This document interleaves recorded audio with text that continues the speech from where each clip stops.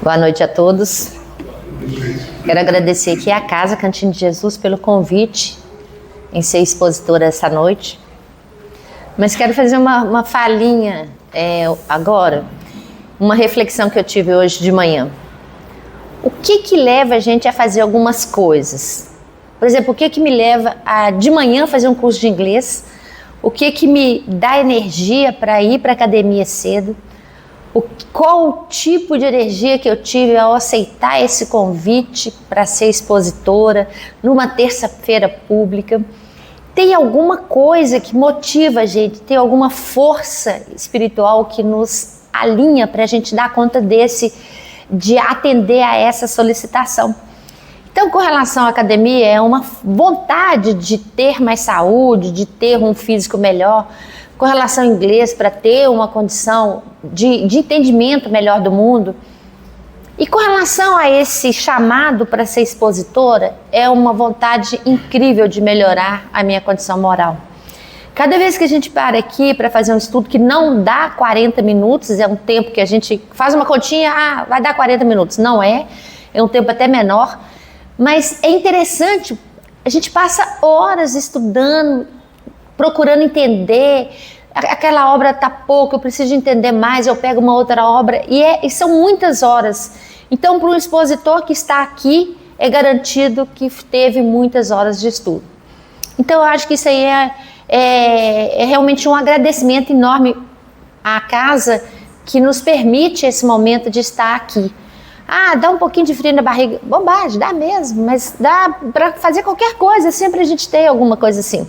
Então, até convido a todos a ir vivenciar um pouquinho disso, de ser expositor na casa. Bom, o meu assunto hoje é o Evangelho segundo o Espiritismo, capítulo 6, do item 5 ao 8.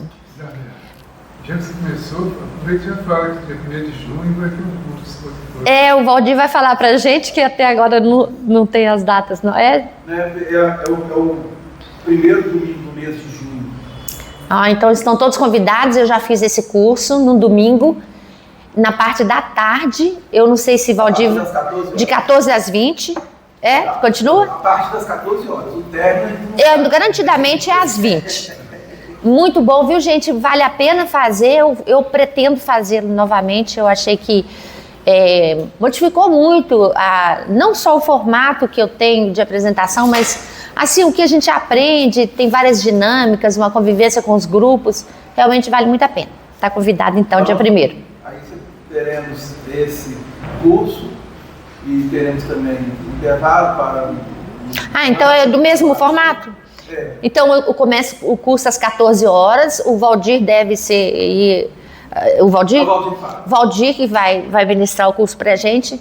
Aí tem uma hora que tem um intervalo e vai ter um lanche participativo, cada um leva uma coisinha, e de preferência que seja uma coisona, porque eu sou muito comilona, mas assim, é muito gostoso, a gente tem um momento de integração muito grande, depois retorna pro estudo. No final, gente, a hora passa e a gente não percebe que ficou ali uma tarde inteira de um domingo. É muito legal, muito bom, vale a pena, tá? Então, vou voltar aqui para o meu estudo. E eu guardei uma frase para hoje, até começo com essa reflexão da frase, parece que ela está fugindo aqui do assunto, mas não, ela está bem integrada. A frase é o seguinte: a felicidade de nossa vida depende da qualidade dos nossos pensamentos. Então, a partir do momento que a gente estuda o Evangelho, que a gente conhece a doutrina espírita, que a gente entende o que Jesus está propondo para a gente começa a pensar daquele jeito. E a partir disso a gente começa também a ter atitudes em relação a esses pensamentos. Pensamentos bons, atitudes boas. Pensamentos ruins, atitudes não tão boas. Então é uma frase que eu achei ela muito, muito boa. Bom, vou aqui direto ao item 5, vai ser o item 5, 6, 7, 8, então vou à leitura. Item 5. Venho como outrora aos transviados, aos perdidos filhos de Israel, trazer-vos a verdade e dissipar, apagar as trevas. Escutai-me, o Espiritismo, como fez antigamente a minha palavra, tem de lembrar aos incrédulos que, acima deles, reina a imutável verdade, o Deus bom, o Deus grande, que faz germinar as plantas e se elevar às ondas. Revelei a doutrina divina. Como um ceifeiro reunir em feixes o bem espaço no seio da humanidade, e disse: vinde a mim, todos vós que sofreis. Agora é um complemento meu. Vinde a mim, todos vós que sofreis. Quem que sofre? Aquele que tem consciência que precisa aprender. Quem não tem consciência não sofre, gente. Ele vai passando, ele vai vivendo, ele vai seguindo, mas ele não cria uma consciência, então ele não quer aprender. Vai ser difícil aí, porque ele não vai pedir ajuda, ele não vai requerer esse tipo de atenção, porque ele não está antenado. Mas os homens ingratos afastaram-se do caminho reto e largo que conduz ao reino de meu Pai e enveredaram pelas ásperas sendas, pelos ásperos caminhos da impiedade. Meu Pai não quer aniquilar, não quer destruir a raça humana, quer que, ajudando-vos uns aos outros, mortos e vivos, isto é, mortos segundo a carne. Agora eu vou fazer um parênteses aqui também com o Delan. O melhor não era usar a palavra mortos, mas o texto está escrito mortos. Só para fazer um diferencial aqui, que ele está separando, que agora a gente tem que observar um pouco mais o além-túmulo. Continuando. Porquanto não existe a morte. Vós socorrais mutuamente e que se faça ouvir não mais a voz dos profetas e dos apóstolos, mas a dos que já não vivem na terra, a aclamar, orai e crede. Ou seja, os profetas, os apóstolos, agora ele tem um outro tipo de voz, uma voz espiritual, uma voz que nós vamos refletir para ouvir essa voz. Ela já não está, o apóstolo não está aqui do meu lado, ditando pessoalmente. Agora a gente já tem essa instrução. Pois que a morte é a ressurreição, sendo a vida a prova buscada e durante a qual as virtudes que houverdes cultivado crescerão e se desenvolverão como o cedro. O cedro é uma árvore, simbolicamente falando, uma árvore que ela traduz para a gente a eternidade, a força, a proteção divina. Então, ele fala que é legal que a gente cresça e se desenvolva como cedro. Então, que a gente cresça e tenha essa noção clara da eternidade e da proteção divina. Homens fracos, que compreendeis as trevas das vossas inteligências, não afastei o facho que a clemência divina vos coloca nas mãos para vos clarear o caminho e reconduzi-vos, filhos perdidos, ao regaço, ao abrigo de vosso Pai. Sinto-me por demais tomado de compaixão pelas vossas misérias, pela vossa fraqueza imensa, para deixar de estender mão socorredora aos infelizes transviados que, vendo o céu, caem no abismo do erro. Crede, amai, meditai sobre as coisas que vos são reveladas. Não misturei o joio com a boa semente, as utopias com as verdades. Uma paradinha aqui para fazer uma reflexão é esse tanto de fake news que a gente tem. Então, trazendo esse texto um pouquinho mais para a nossa realidade aqui. Aí ele pede, não misturei o joio com a boa semente. Não misturar o que a gente tem de utopia com a verdade, não misturar. Muitas vezes a gente recebe um turbilhão de coisas, um turbilhão de informações, a gente não para nem para fazer um crivo. Não, definitivamente isso é a verdade, porque eu recebi de um amigo, esse amigo eu confio muito. Aí a gente não faz nenhum crivo inicial. E aqui a solicitação, crede, amai e meditai sobre as coisas que são reveladas. Então, é uma chamada interessante. Para o finalzinho desse item, tem para mim a lição melhor que está de clarear. Espíritas, agora já é uma chamada para a gente, né? Espíritas, amai-vos, este é o primeiro ensinamento. Instruí-vos, este é o segundo. No cristianismo encontram-se todas as verdades, são de origem humana os erros que nele se enraizaram. Eis que, do além-túmulo, que julgáveis o nada, vozes vos clamam, irmãos, nada perece, Jesus Cristo é o vencedor do mal, sede os vencedores da impiedade. Então a chamada é para a gente instruir, acreditar, e que a gente possa então perceber que os erros nossos são humanos. Não vem de Jesus Cristo nenhum erro. Vem de uma falta de entendimento, de uma falta de estudo, de uma falta de compreensão nossa. Mas não vem de Jesus Cristo. Isso é falha nossa, é falha humana. São os nossos erros.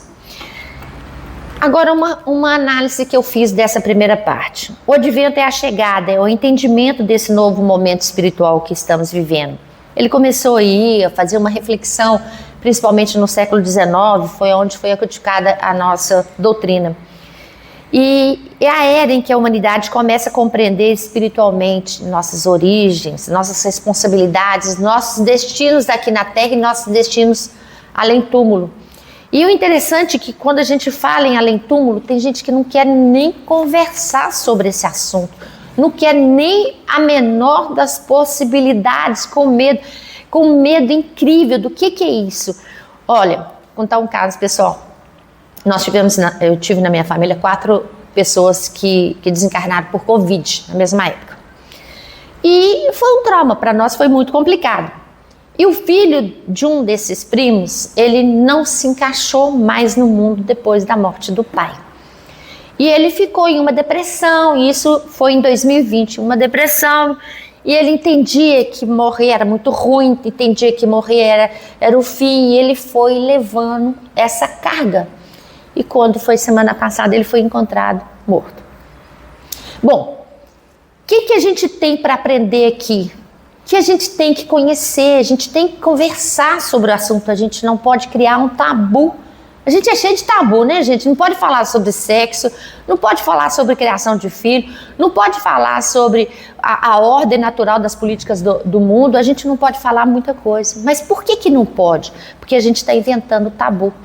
E um desses tabus que foram criados aí pela vida é a morte. Então, é uma chamada interessante para a gente refletir. A doutrina espírita nos chama para entender.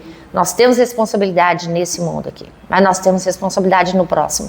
E nessa transição é que vai entrar o nosso conhecimento. Bom, a Terra está passando por um mundo de provas, passando de um mundo de provas e expiações para um mundo de regeneração. Estamos mudando a nossa categoria. Temos que fazer jus dessa mudança.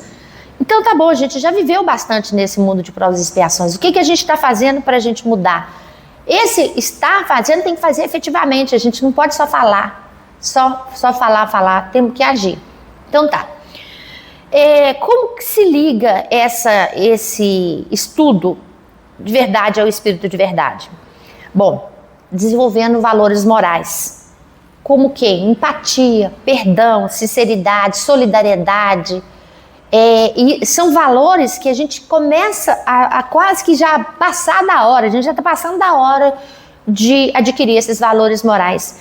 O que a gente precisa? Combater o egoísmo, combater o orgulho e o materialismo.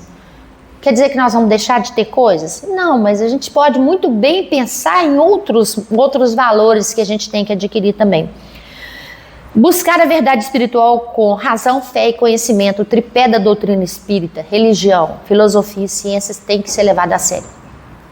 A gente tem ciência, hoje a gente vê vários tratamentos para várias doenças com um valor incrível e a gente percebe a religião atuando, a gente percebe a filosofia atuando. Não é à toa que a doutrina espírita foi baseada nesse tripé. Então, são esses valores morais que o Espírito de Verdade traz para a gente. Bom, o advento, essa chegada, advento do Espírito de Verdade é a chegada do Consolador.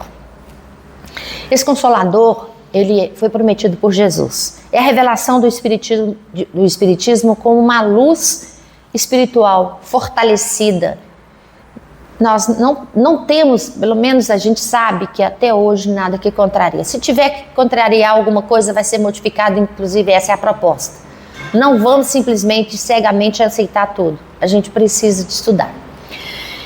Esse é o início de uma nova era de entendimento, de amor e de responsabilidade espiritual para a humanidade. Então, é uma chamada grande, uma chamada que a gente tem que entender e temos que ter amor e a gente tem que realmente modificar algumas atitudes. O papel do Espírito de Verdade é guiar a humanidade, ele atua como inspirador do Espiritismo, promove a regeneração moral da humanidade. esclarecer o Evangelho. O Espírito de verdade ajuda a interpretar o ensinamento de Jesus sobre a luz da razão, da ciência e do moral espírita. Promove a caridade e o amor. A mensagem principal, principalmente desse texto que a gente teve aqui, essa mensagem é espírita: amai-vos. Esse é o primeiro ensinamento. E o segundo, instruí-vos. Então não é só simplesmente agarrar em amai-vos, a gente tem que nos instruir, a gente tem que começar a entender as coisas. Bom, eu fiz uma pergunta para mim e eu vou colocar para vocês a minha pergunta e aí já tem a resposta. Por que o Espírito de verdade recomendou amar e a nos instruir? Tenho certeza que essa resposta de vocês seria melhor do que a minha, mas eu vou colocar a minha. Porque são o sentimento e o conhecimento de duas asas que elevam as almas para o alto. O convívio dos espíritos puros. A gente quer ser puro. A gente quer conviver com o espírito puro. A gente vai querer espíritos travessos ao nosso redor? Não, eu quero espíritos que me engrandecem, que me protegem, que me acompanham. E então, essa é a ideia do Espírito de verdade, que a gente possa realmente aprender a amar e nos instruir. Eu vou passar para o item 6, agora eu vou ler quase que sem comentário para o tempo não me pegar. Item 6. Venho instruir e consolar os pobres deserdados. Venho dizer-lhe que elevem a sua resignação ao nível de suas provas.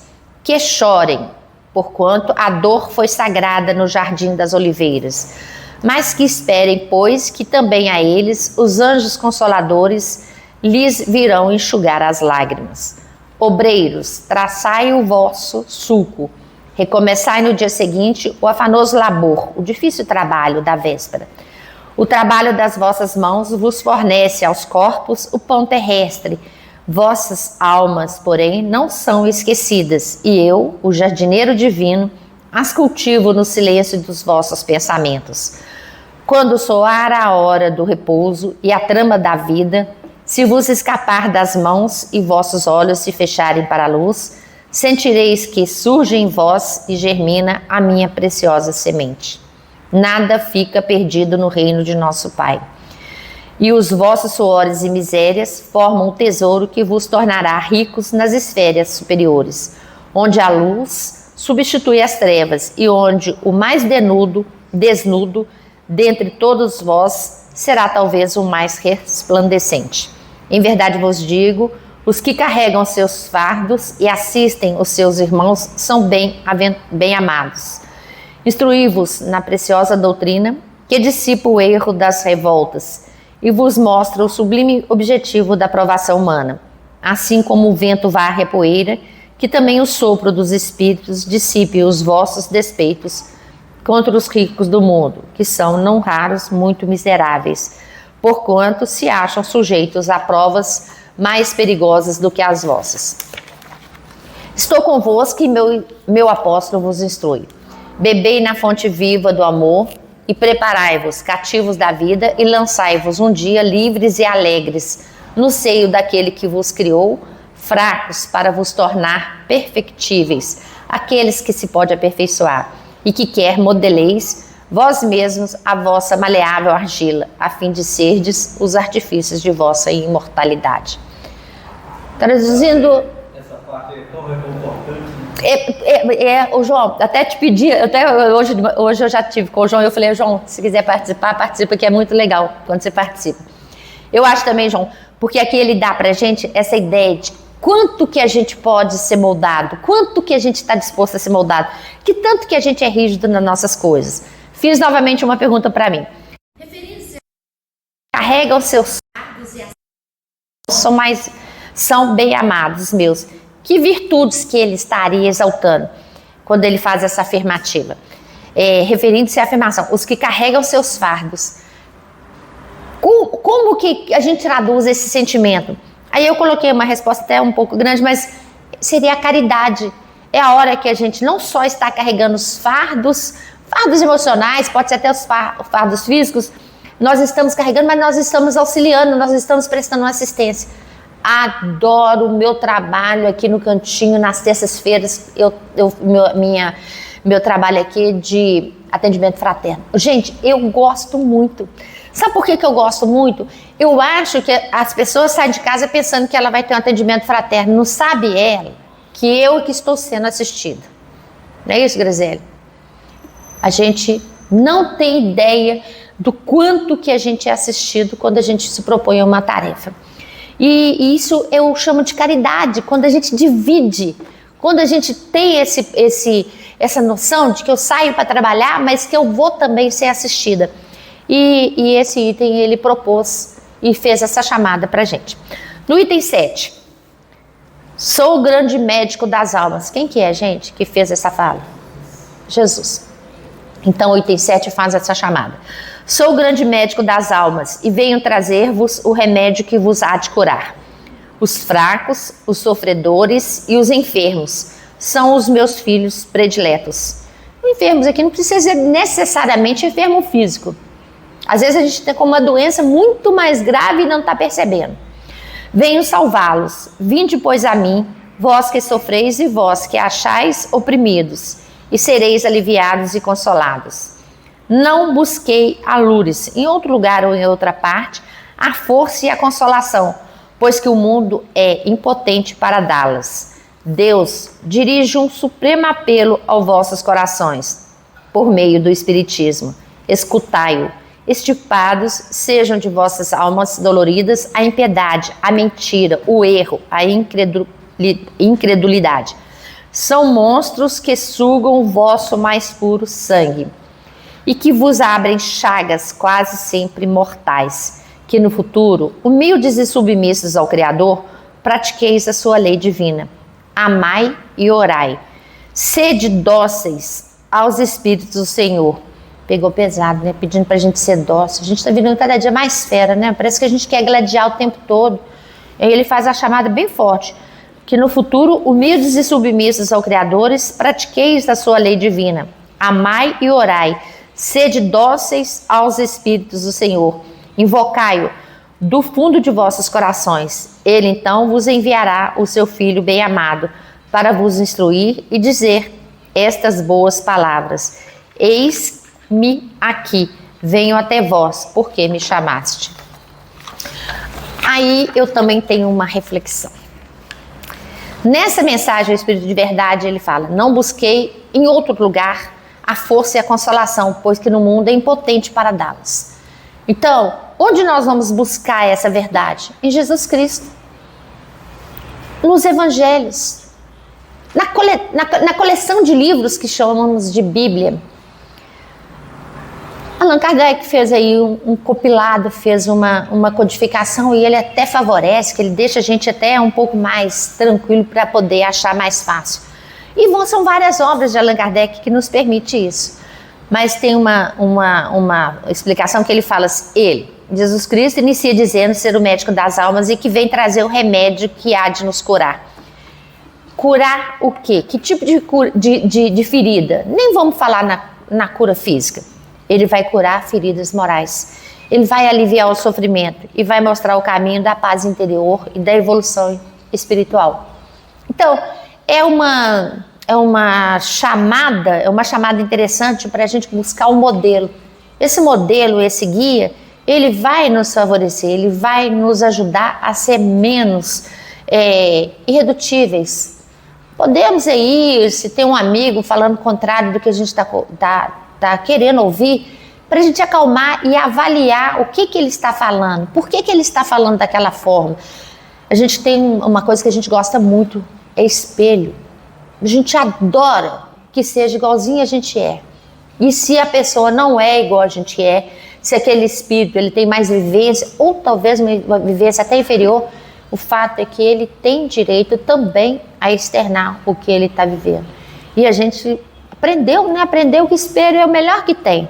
Bom, Jesus não veio apenas curar corpos, mas demonstra os seus milagres, mas principalmente transforma corações. No item 8, Deus consola os humildes e dá força aos aflitos que lhe pedem. Seu poder cobre a terra e por toda a parte, junto de cada lágrima, colocou ele um bálsamo que consola. A abnegação e o devotamento são uma prece contínua e encerra um ensinamento profundo. A sabedoria humana reside nessas duas palavras. possam todos os espíritos sofredores compreender essa verdade, em vez de clamarem contra suas dores, contra os sofrimentos morais que neste mundo vos cabem em partilha. Tomai, pois, por divisa estas duas palavras, devotamento, que é uma dedicação, né? E abnegação, que é um altruísmo. E sereis forte, porque elas resumem todos os deveres que a caridade e a humildade vos impõem. O sentimento do dever cumprido vos dará repouso ao espírito e resignação. O coração bate então melhor. A alma se asserena e o corpo se forra aos desfalecimentos. Por isso que o corpo tanto mais sofre, quanto mais profundamente o espírito é atingido. Aí eu fiz uma reflexão sobre essa contribuição que foi o Espírito de Verdade na cidade francesa de Havre em 1863. Por que apenas os humildes recebem consolação? Não dá uma impressão que ele falou só para os humildes? Por que apenas os humildes recebem consolação? Não seria assim uma negação da miséria, da misericórdia divina? Não seria bom que fosse para todos? Por que só os que estão humildes? Aí, dentro da minha contribuição, eu coloquei: compreendemos que o amor de Deus cobre a todos, egoístas e caridosos, orgulhosos e humildes, justos e injustos.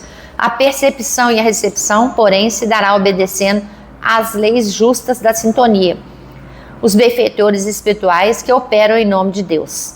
Então a gente tem aqui que não são só os humildes que serão agraciados, somos nós todos.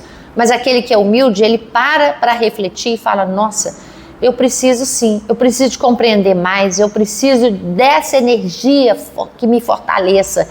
Eu quero contar com essa bênção divina ao levantar da minha cama, ao sair para o meu trabalho, ao ter pessoas que eu já sei que são pessoas às vezes bastante combativas. Eu preciso de ter sabedoria para poder passar a ter uma convivência melhor com essas pessoas. Então aí seremos humildes. Dá muita impressão na nossa sociedade que o humilde é aquele que não tem dinheiro, né? Tem uma situação diferente. Humildes porque já tem ouvidos para ouvir, olhos para ver. E aí entramos naquela primeira chamada, né? Que é a hora que a gente fala assim: olha, eu tenho que aprender alguma coisa, não é possível que eu já sei tudo. Eu preciso de um apoio espiritual, não é possível que o que eu tenho... Vamos supor aí que eu tivesse muito dinheiro, o dinheiro só resolveria? Esse caso que eu contei do meu primo, não era uma pessoa que tinha muita dificuldade com dinheiro, mas ele não tinha uma tranquilidade espiritual. Ele estava vivendo com uma amargura da morte e ele não conseguiu superar.